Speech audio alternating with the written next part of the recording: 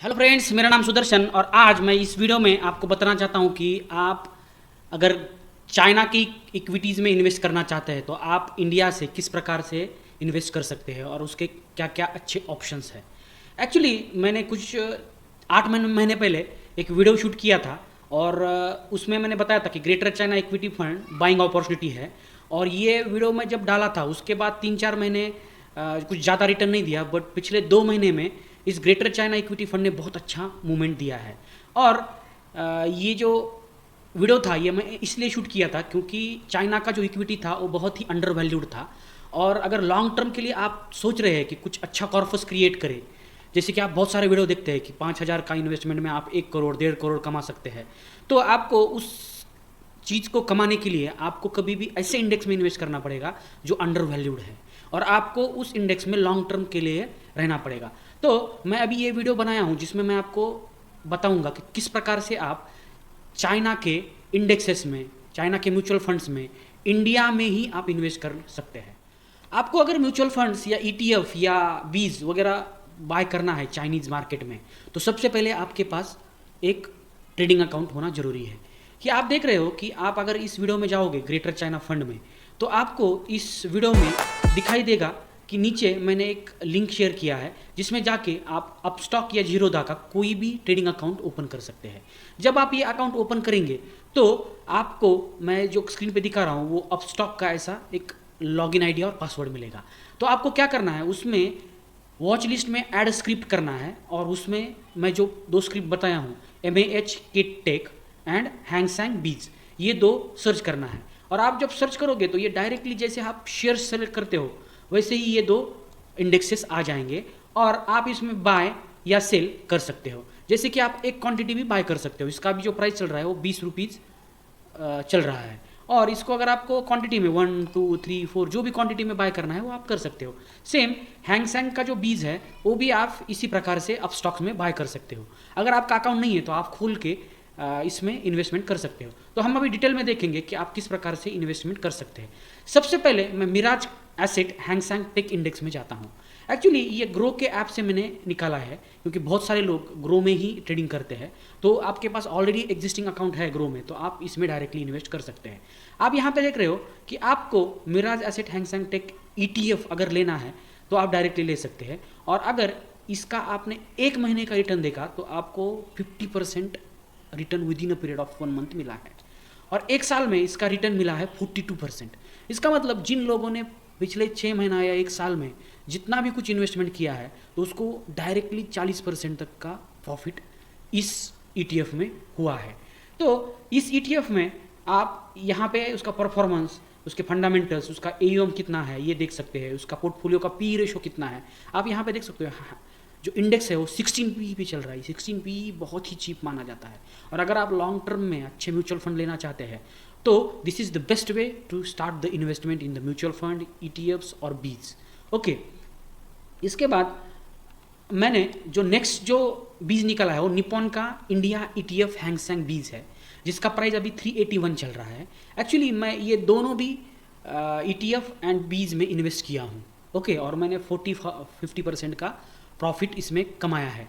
और ये जो मैं वीडियो बनाने का एक ही मकसद था ताकि जो लोग अभी म्यूचुअल फंड्स में इन्वेस्ट कर रहे हैं इंडियंस में, इंडियन स्टॉक मार्केट में या इंडियन म्यूचुअल फंड में, वो तो कंटिन्यू रखेंगे। बट अगर आपको आपका जो रिस्क है वो लगता है कि अगर इंडियन स्टॉक मार्केट गिर जाएगा तो आप ट्रैप हो सकते हैं, तो आपका कुछ इन्वेस्टमेंट ऐसे अलग एसेट में भी चाहिए जहाँ पे क्रैश आने के बाद आपको अप्रिसिएशन मिलेगा। जैसे कि आपने देखा है कि इंडियन स्टॉक मार्केट गिरा, उसके बाद चाइना में वो पैसा पूरा गया और उस केस में चाइना का मार्केट ने अच्छा परफॉर्म्स किया। इसका मतलब आपका अगर दोनों जगह पे इन्वेस्टमेंट है तो आपको कुछ जगह पे अगर लॉस हो रहा है तो दूसरी जगह पे आपको प्रॉफिट हो जाएगा। इसका मतलब आप इन्वेस्टमेंट डाइवर्सिफाई कर रहे हो। तो इस प्रकार से आप डाइवर्सिफाई करके भी इन्वेस्टमेंट कर सकते हैं। तो आप इस पर भी देख सकते हैं कि इसने भी 1 मंथ में नियर अबाउट 32% का रिटर्न दिया है, 1 साल में 44% का रिटर्न दिया है और 3 ईयर्स में इसने 17% का रिटर्न दिया है। अभी जस्ट इसका मूवमेंट स्टार्ट हुआ है। अगर आप 5 साल का देखोगे तो इसने ज़्यादा रिटर्न दिया ही नहीं है। 17% का यानी बहुत कम होता है। क्यों है? क्योंकि वो अंडर वैल्यूड था, चाइना का इकोनॉमिक लेस परफॉर्म कर रहा था। इसके बाद जो नेक्स्ट है वो है मिराज का एसेट हैंगसैंग टेक ETF जो मैंने अभी बताया है और उसका भी प्राइस 10.58 चल रहा है 10.58। तो इसमें भी आप लॉन्ग टर्म में इन्वेस्ट कर सकते हैं।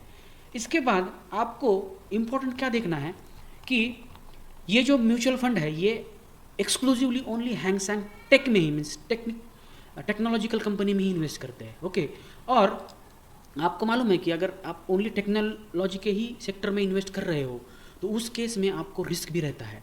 तो इसके लिए मैंने खुद जो axis greater China equity fund of fund direct growth fund मैंने लिया है।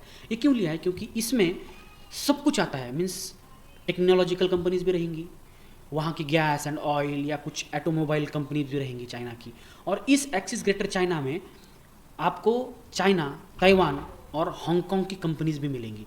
इससे क्या होता है कि आपका जो ज़्यादा डाइवर्सिफाई भी होता है और आपको रिटर्न कम मिलता है, बट वो रिटर्न आपको कंटिन्यूसली मिलता रहता है। या एक आप याद रखिएगा कि आपको एक साल में 40% से मिलने से अच्छा अगर आपको हर साल 18% ही मिले और वो अगर 10-15 साल तक मिलता रहा तो जो 40% से मिला हुआ रिटर्न है ना, वो भी उसके सामने कम है। क्योंकि कंसिस्टेंसी इंपॉर्टेंट है, क्योंकि आप SIP में इन्वेस्ट कर रहे हो, आपका जो अमाउंट है वो धीरे धीरे धीरे इन्वेस्ट हो रहा है। तो उस केस में आप ये कर सकते हैं। तो मैं खुद एक्सिस ग्रेटर चाइना फंड में इन्वेस्ट किया हूँ, इसके बाद निपॉन ETF में किया हूँ, मिराज एसेट जो हैंग सेंग का टेक ETF है उसमें किया हूँ, बट सबसे ज़्यादा मैं एक्सिस ग्रेटर चाइना में किया हूँ।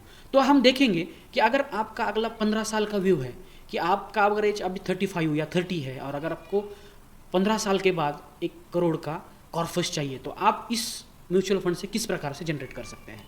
तो सबसे पहले मैं यहाँ पे स्टेप अप SIP का जो कैलकुलेटर है वो डाला हूँ। इसमें आपको क्या करना है, मंथली 5,000 का SIP लगाना है और एनुअली आपको ओनली 10% अमाउंट ही SIP में बढ़ाना है। इसका मतलब आप पहले साल 5,000 का SIP करेंगे, अगले साल 5,500 का करेंगे, उसके अगले साल 6,000 का करेंगे। जैसे आपका सैलरी बढ़ेगा उसी प्रोपोर्शनेट में आपका SIP अमाउंट ओनली 10% बढ़ते जाएगा।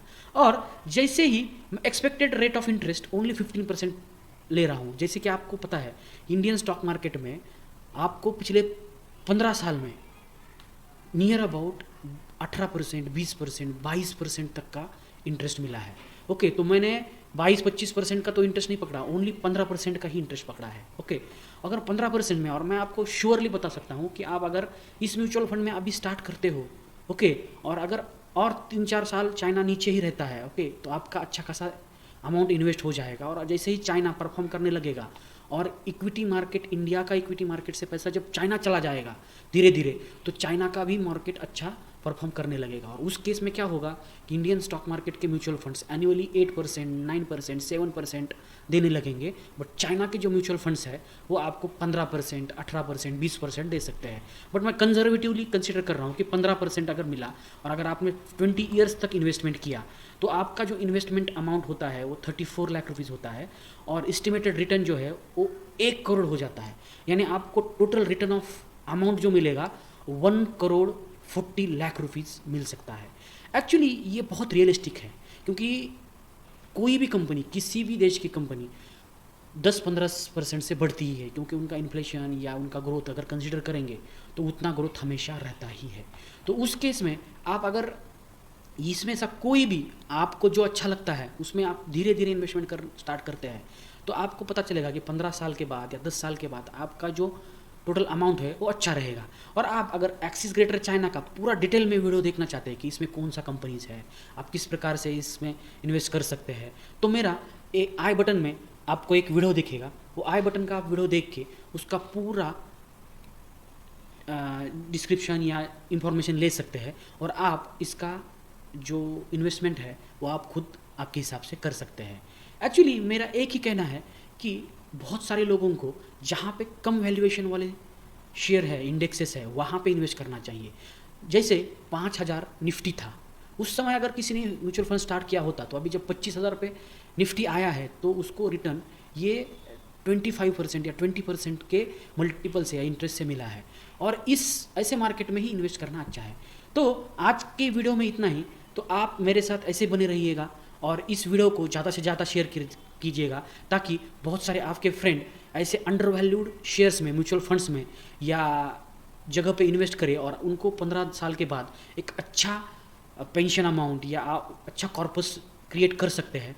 और आप इस कम्युनिटी के साथ जुड़ सकते हैं। तो आज के लिए इतना ही। Thank you very much. If you like this video, then why don't you subscribe our channel? Thank you.